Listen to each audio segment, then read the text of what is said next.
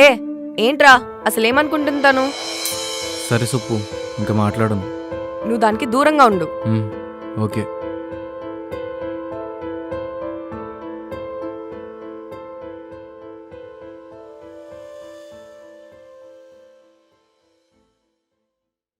Sir, ఇక్కడ అసలు ఏం జరుగుతుందో తెలుసా మీకు?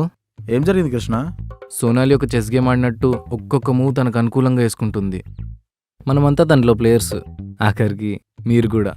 నీకు మ్యాటర్ మొత్తం తెలిసిపోయింది, నాకు అర్థమవుతుంది. అర్థమవడం కాదు సార్ ఇక్కడ పాయింట్.